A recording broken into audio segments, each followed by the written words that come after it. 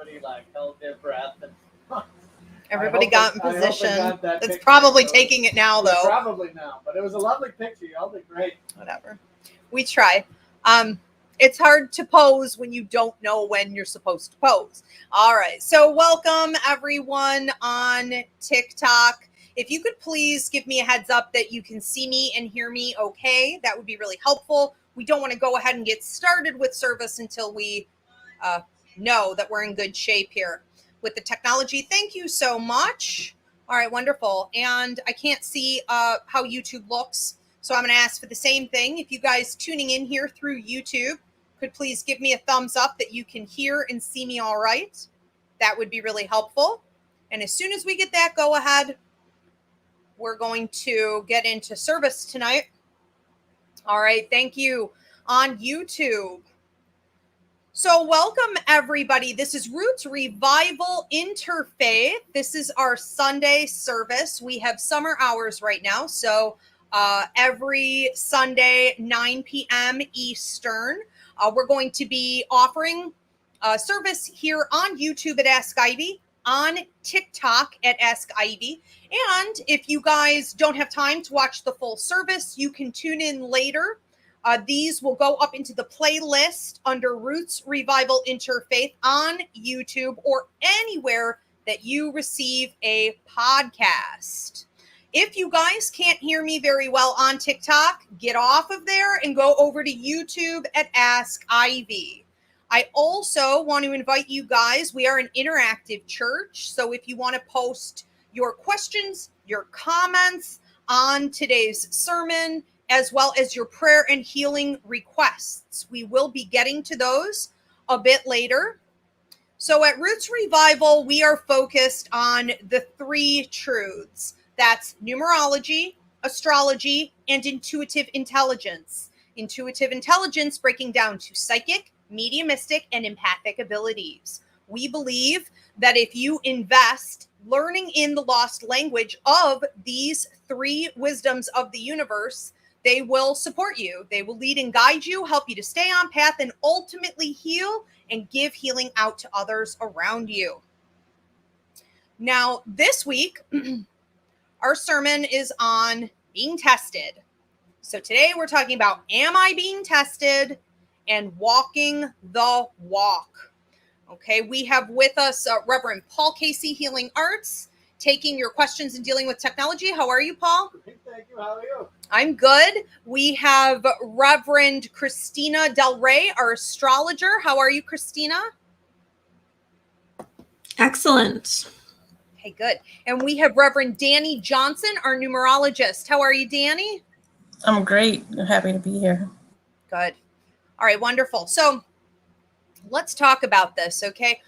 What exactly happens when you start to feel as though you're being tested in the world? It can feel more like an attack. It can feel more like blocks and obstacles, like you're going through some kind of turmoil, and you don't understand why. A lot of people automatically turn toward negative thinking, like they're having a stroke of bad luck, they're getting karmic kickback, they deserve this punishment, or they may assume that they are going in the wrong direction in their life. Now, that's healthy to stop when you see trouble and to say, am I going in the wrong direction? Am I in a toxic relationship I shouldn't be involved in? Am I about to make a terrible choice with my work or my career? You know, is there something I'm overlooking? That's wise. But when you don't have any proof of that, when you have been making all the right decisions, if your gut instinct, if the universe has told you that you're going in the right direction, you need to have faith and understand that in those times we get tested the most. So it's not necessarily that you're doing anything wrong. Okay. So I want to talk about the three different areas where I see we get tested the most and the two different attitudes that you can have about this. So let's start with area number one. The other two will kind of play off of that. So number one, you get tested by the universe when you have learned a lesson officially. Once a lesson is learned, you're expected to walk it out. That's walking the walk, not just talking the talk, not just going out there and teaching everybody else about the enlightenment that you have, but actually applying it to your life. You won't just get tested once or twice. You will be tested repeatedly until you can prove that you are understanding how to apply it, that you will be doing it consistently, and ultimately that you will be using it to assist others. Now, what this means is that it sometimes lays dormant for a long time. You may not be tested in an area of growth for years, and then it will just come up again as soon as you got comfortable and you started to relax, and we'll see again if you're still going to walk it out. So this is something we should be mindful of at all times, that the lessons we have learned are going to be tested in walking it out. Now, area number 2, again, this plays off of the first one. You will most commonly be tested by other people that are in your inner circle. I have a free mini class up here on YouTube for the TikTokers. This is YouTube at Ask Ivy. The free mini class is in the playlist under Fighting the Dark. I talk about the 5 different ways you go under attack, you face blocks and obstacles, new level, new devil. Every single time in your life when you are about to level up in any area, this isn't just spiritual, this is anything, you are going to be tested. So Fighting the Dark will break that down for you. It will help you to understand those 5 different areas and prepare accordingly. But the first thing I talk about in that class is how it sadly comes from family. It'll come from your closest friends. It'll come from your spouse. Okay, it'll come from coworkers that you thought you were pretty close to. They will typically tell you things like you're making bad decisions in your life, or you seem to be going through something negative, you're on the wrong path, you're just not you. You're doing something wrong. And that's really unfortunate because usually these people have no compass of their own. They haven't perfected that area of their life. They may know nothing about what you're going through, the decisions that you're making, but they become an authority on telling you that you're going in the wrong direction or that they're not going to support you anymore. They may also do this non-verbally. They may just do this through their actions. They're just not there to support you anymore, or they're causing you additional stress, or they're causing you stress behind your back and you're finding out about it. This is an unfortunate truth that we all have to live with. Now, area number 3 is on random people and random situations. Flat tires, okay, toxic people approaching you who feel comfortable, getting a little too intimate, a lot of hassle, and you don't know where it's coming from financial discord. All of a sudden, things are breaking and you have to spend money on repairs. The other day, I was on the Skyway here in Buffalo. For anyone from this area who understands what the Skyway is, you are way, way, way up there, okay? You fear the entire time going to plummet to your death. Well, I was having a great leveling up that day, but the air freshener popped off of my vent and went under my brakes. So I could not stop or slow down when I had to exit. So the whole time I was up there, I was frantic. It's things like that that will steal your peace if you don't know to expect it, to stay calm, to stay rooted and grounded, to handle it. So that's the best advice that I can give. Okay, check out Fighting the Dark, be prepared. It's things like that, and it's never going to stop. We often think, when will I just have a breakthrough? When will life get easy for me? Never. As long as you're on planet Earth, this is just part of the system with every level up. So prepare to deal with it. And tune those people out, those random toxic people that seem to come out of the woodwork. They're like crabgrass. They're everywhere when you're about to level up. That is real. That is an attack. And you need to tune them out entirely. You do not address them. You do not feed the negative energy that they want. And you move on with your life. Now, let's talk about the 2 different views that you can have on this reality. Okay, you can either say, number 1, I am burnt out. I am stressed out. Life is not good right now, and I need to lay down and take a nap. Or number two, you can say, my life is actually going really well. I'm headed to great places. This feels in my gut like a level up. And I must have something really good coming to me in a minute if I'm getting attacked this much. I'm going to pass these tests. I'm going to stay centered, and I'm going to celebrate. Okay? Reverend Danny, Reverend Christina, what did you guys want to say on this today? Again, you guys post your questions, post your comments, prayer and healing requests. We will be getting to those, and donations are appreciated. Who wants to go? I'll hop in really quickly. So with the thing with being tested, it feels like right now, collectively, I feel like this I think will resonate with a lot of people right now, with things that are happening. One of the things that I realized when we're being tested is that we don't realize that we're being tested until maybe a quarter of the way through the test, maybe a third of the way through the test. Like, it's not when the attacks start. Sometimes, especially when that not so great energy of the universe, it, especially as it studies us and it knows us, and it is acutely hits at our triggers and acutely hits at the things that we are sensitive about, things that we are still in the process of healing. When we're in the process of trying to figure out and trying to manage the feelings that come when those things happen, we don't realize that it's a test.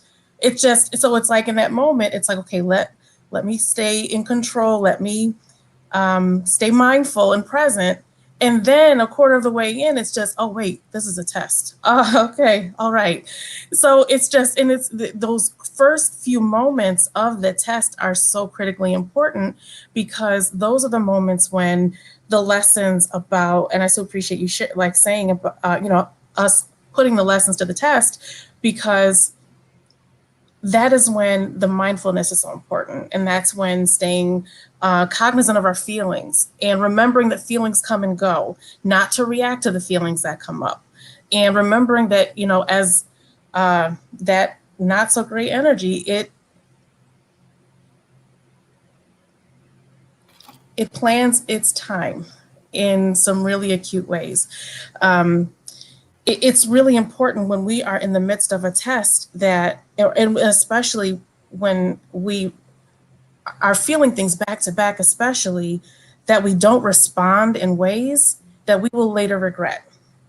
Because the thing is, the part of the test is, we're all still responsible for the things that we do and say, no matter what, even in the midst of a test. And that's sometimes a part of it as well, because it's when we're in the midst of it, we don't want to have to we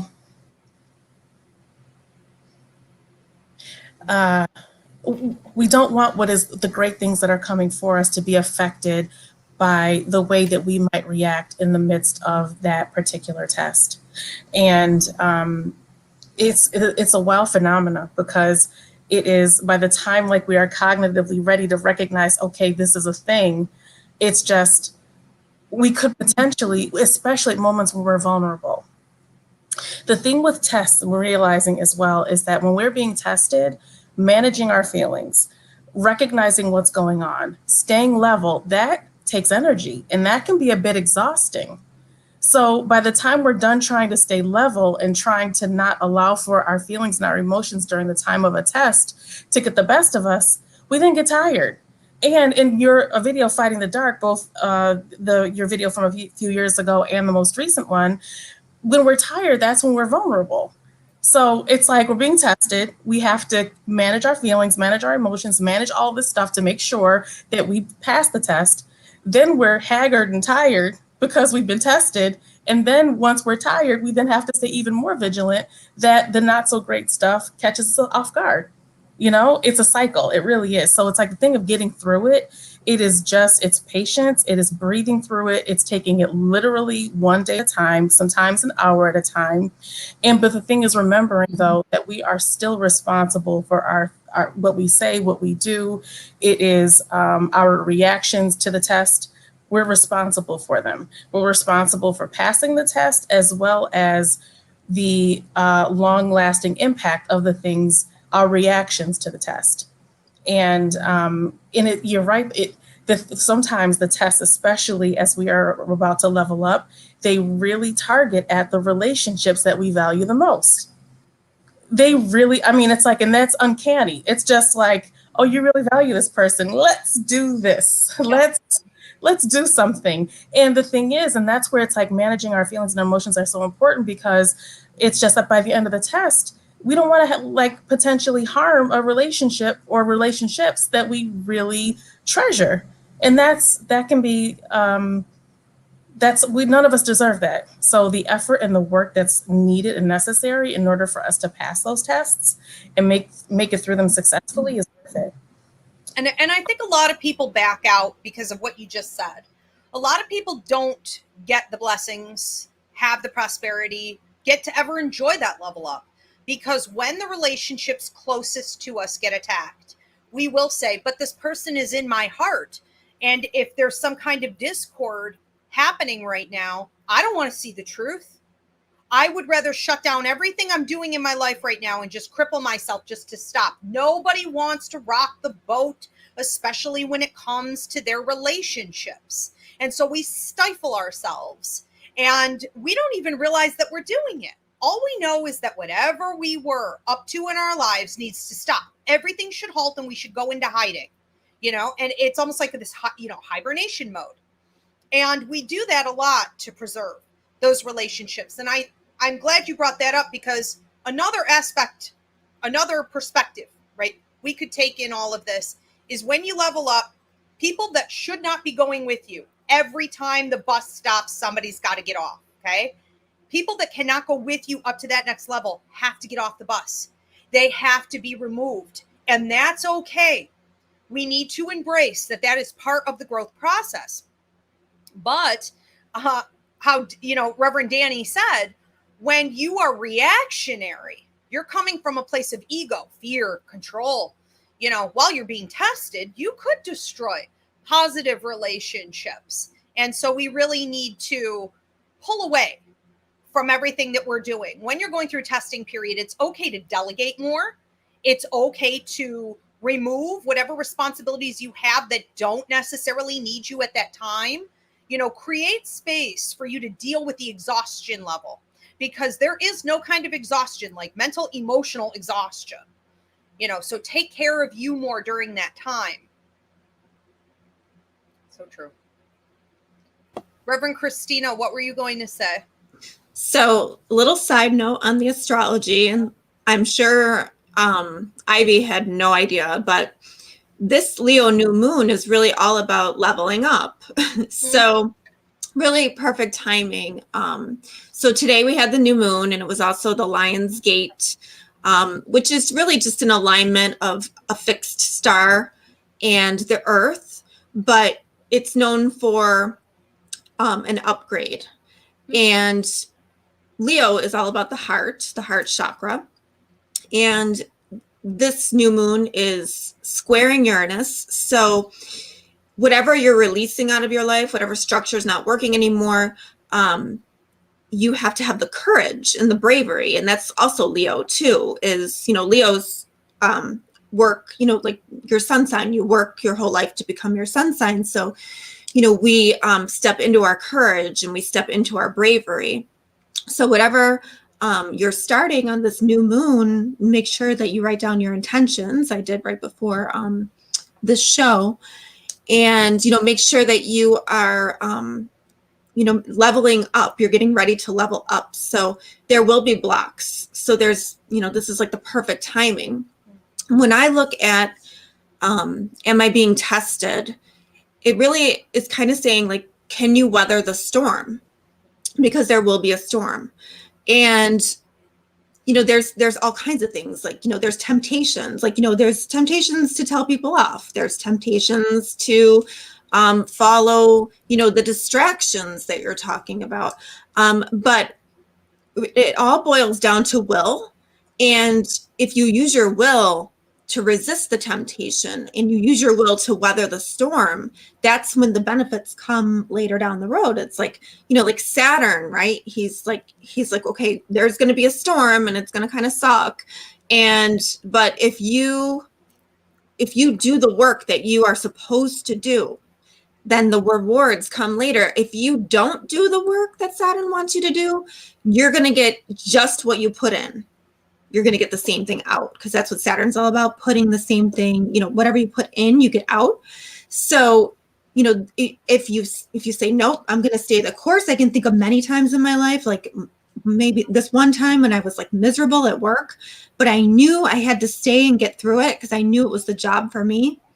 And the next year it was so much better. But, it was like my Saturn lesson there, because you can't quit. And when I say, can you weather the storm? There's a lot of people that can't weather the storm. There's a ton of people that can't weather the storm because it takes strong character and strong will. And not everybody has that. So just know that, something is coming, and situations too. I have a story about that. And you guys know, because I shared it with you, but, I was riding down the street and in my car, just driving, and all of a sudden the door behind me, in the back seat where I normally would have my children, completely shatters from what we think was a rock that flew out of a lawnmower. So these are the types of things that you get when you are leveling up. I mean, it just completely shattered. Like there really honestly should have been a child there, but I decided not to take them at the last moment. So, and then, and I also noticed this too, when you're vibing high with somebody else and, like say Danny and I are talking and we're like kind of vibing, stuff will happen to both of us. So that week that happened, my friend, his battery died on his car. So if you're vibing with somebody and you're high, you know what I mean? That block is going to come. That situation's going to come.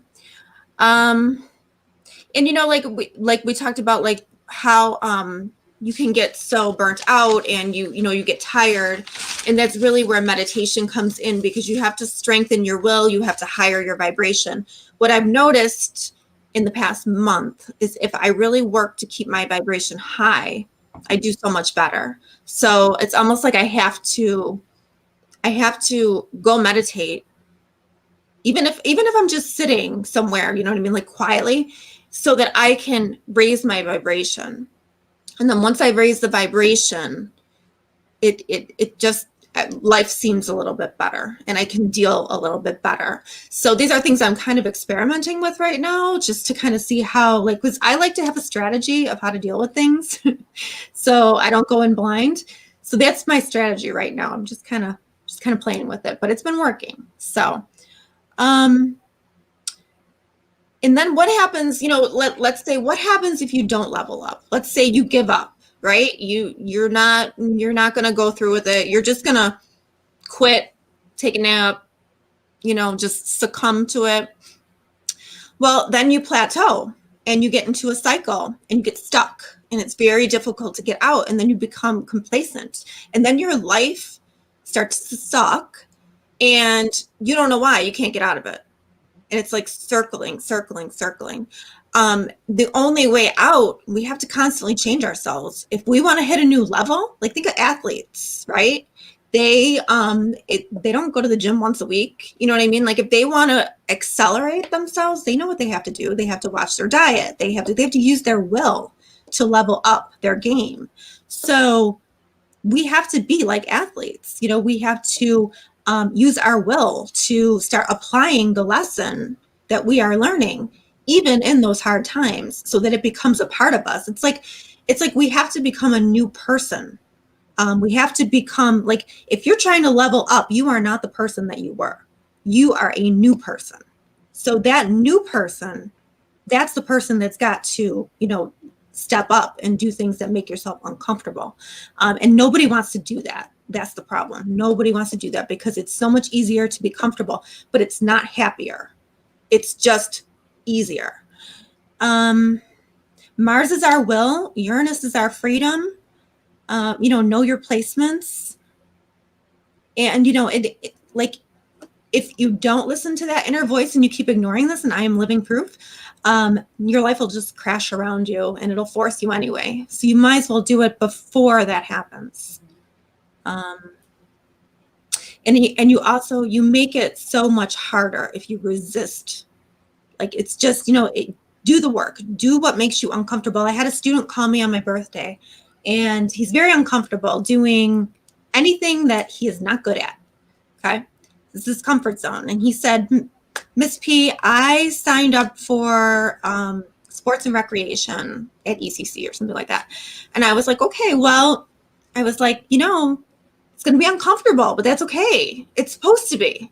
Like, that's how you get good at stuff. And I'm already giving him the pep talk because I know how he is. So just give up, So you can't give up. You gotta keep going. You gotta keep going. It's going to be uncomfortable. And guess what? You're not the only one uncomfortable. You have to keep persevering until it becomes, better. So we always say, practice makes permanent. That's what we say in this house. So, but anyway, that's my thoughts on that. And keep the company of other people. He knew in that moment he had to reach out to Miss Christina. He knew, because if we don't keep the company of other people who will level up and push through that discomfort, we really can feel like we are the only ones in the world who are experiencing, that amount of fear and weight. And it can be crippling. And we just have to know where to go, because it isn't always your family and friends. They may not be a bunch of level uppers. It doesn't make them bad people, but it's not who you go to for support in a time like that. I just want to say too, Christina was talking about being put in a big timeout, and basically the universe at some point, if you continue to stall out, if you don't complete the tasks that you're here to do, you will end up with your life in a complete rut, and you cannot get out of it. I tell my students there are 3 phases to this. And in the 3rd phase, it's called the breaking of the legs. And we are often given, from the first time we are notified by the universe that we're to make a change or a level up, we're given approximately 2 to 2.5 years until we get to that breaking of the legs. And that is a big fat timeout chair.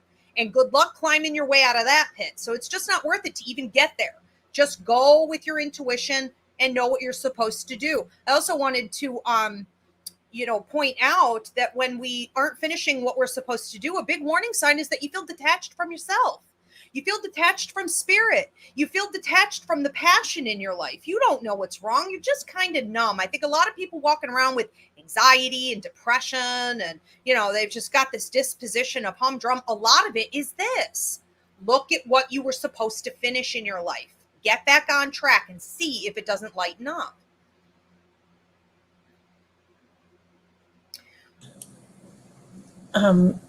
So one thing is, but Christina, you just describing the new moon and the Leo moon being like the moon of leveling up, right?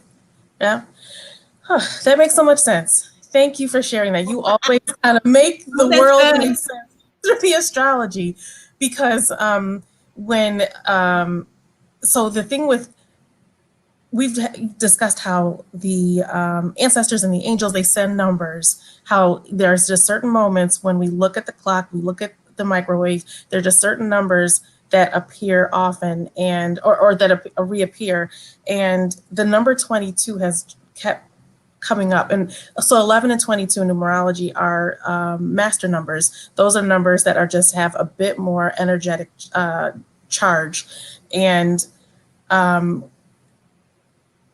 I've noticed that during moments of tests, when I ask for, okay, and especially when cognitively knowing that it's a test, and I ask God and I ask the universe, I ask everybody just for a little bit of reassurance, a little bit of guidance, and the number 22, like 522, 422, like the number 22 just kept coming up. And what the 22 number means is relating the spiritual with the practical.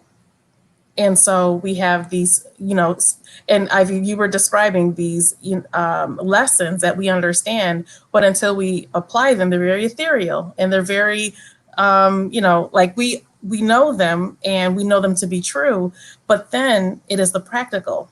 It is then taking what we know in spirit and literally applying it to this human gas ball of an earth here and being able to make sense of it and to see it actually in action. And so the number 22 has just appeared over and over again, and it's just an affirmation that the universe and spirit and the ancestors and the angels, they're watching, they see us, and our work and our effort to pass the tests don't go unnoticed, even when they're quiet and they're watching, For those of you tuning in through TikTok, I just posted that. Was it yesterday? And a bunch of you, no matter what number video I put up, people were saying, I keep seeing 22. I keep seeing 22. And I was like, it's coming. The number 2 video is coming. But it was the number 2, not 22. And I didn't know that. That's amazing to know that it is. How did you say that? It is the connection of the spiritual, the theoretical, the ethereal with, what'd you say, tangibility, practicality, walking it out? It's like making it real. It's like taking what we know in spirit and applying it and making it real. And that's exactly how you started off our class, describing. Wow. Love that. All right. Danny, it's 8/8 today too. And that's, I don't know, like that's supposed to mean something too. I don't know. But 8 is fantastic. I love the fact that it's 8/8, and the number 8 is interesting. So it's like the visionary being able to take the idea, the vision, and then applying it, and not only applying it, but bringing people with you. So that is just pretty significant as well, especially for folks who are being tested at this moment. It is, being able to kind of like share it, and not only how we can possibly make it through, but the fact that we can make it through, that's so cool. That's wild. We are about to get into your questions and your comments. So we'll have Paul pull these up on the screen here. If you guys have not already posted your prayer and healing requests, do so now. We're going to be getting to those in just a second. And at this time, we are accepting donations. Thank you so much for that. Also, everyone here on YouTube, if you could hit that thumbs up button. And I just want to give one more reminder for those of you on TikTok. If you want to switch over to YouTube at this time, go to Ask Ivy. And if you guys want to listen to old sermons, you can go here on YouTube into the playlist for Roots Revival or anywhere that you receive a podcast. Okay, so what do we have coming in? Well, this is a question here about habits. Okay. So from Hunter, do you guys have any advice or different approaches on getting rid of bad habits? Who wants to go first? I'll go first. I just eliminate thought and I eliminate emotion. I have a lot of Gemini, Sun, Moon, Rising, and a few other houses. I think Christina knows my chart better than I do. But that may be part of it, where I could sort of detach from emotion easier, maybe than the average person. However, Gemini is all about thinking, overthinking.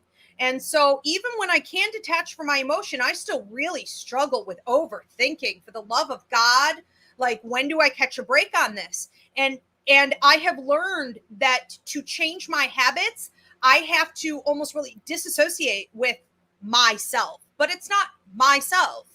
I look at it this way. There are truths, and the truths in my life, the things that I need to accomplish, the reality of why I'm here and what I'm supposed to do does not necessarily match. It often will not match my logic, my overthinking, my fears, my need to control things, and it will rarely match my emotions, the way that I feel about what I have to do. So I've learned to take those two areas and cut them out and only focus on what I'm supposed to do. And that is something that takes a lot of practice. I do have a free mini class up here on YouTube called Emotion versus Intuition, and another one called Logic versus Intuition that might help you guys.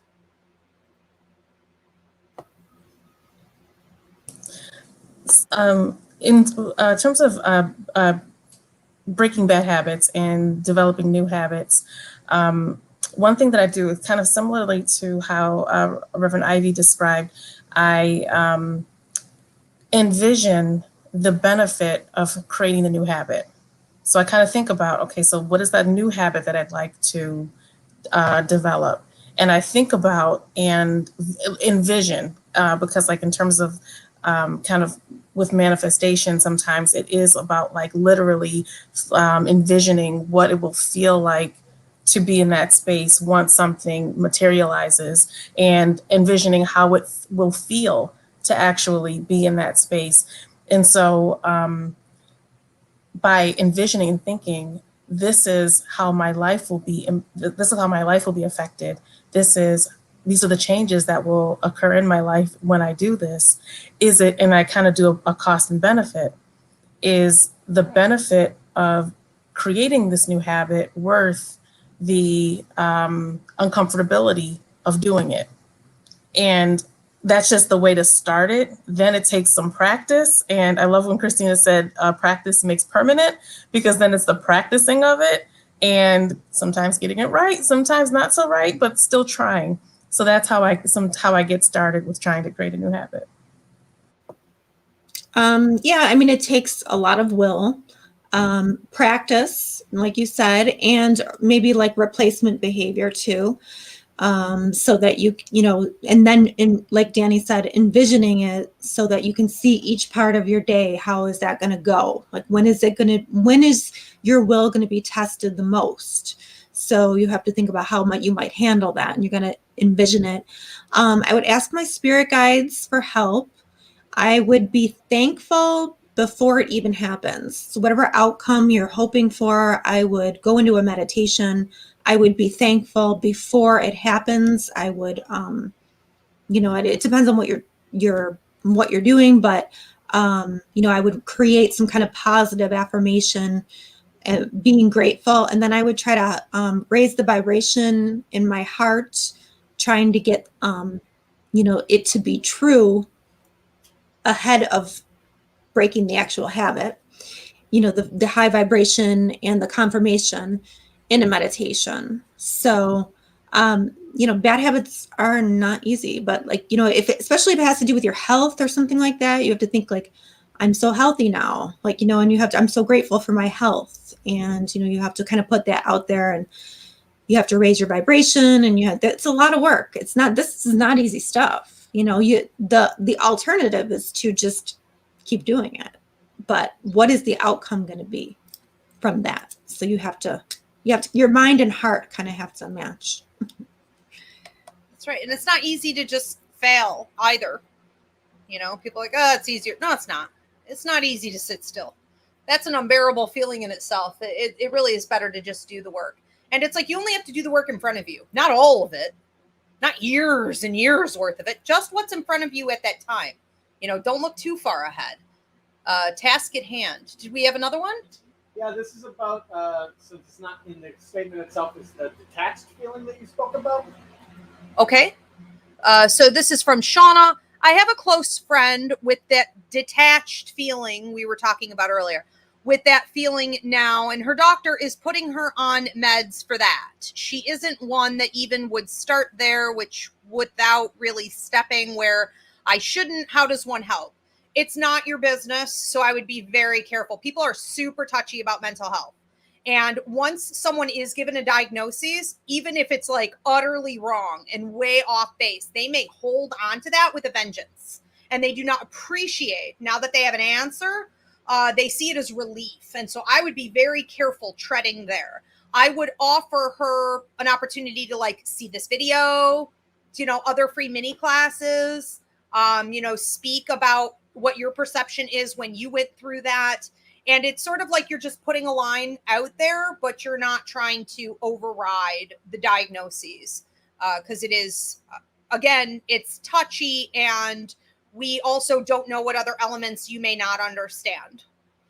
So there could be more there than meets the eye. If she's so detached, that she's having serious issues, like I'm healthy being detached. I only use that when I need to. If she's doing it in situations that aren't good, it could be putting her at risk. So maybe we, just want to say, this is how I do it. Here's another perception. Just wanted to put this out there for you. And then I would let her come to you for the rest of it.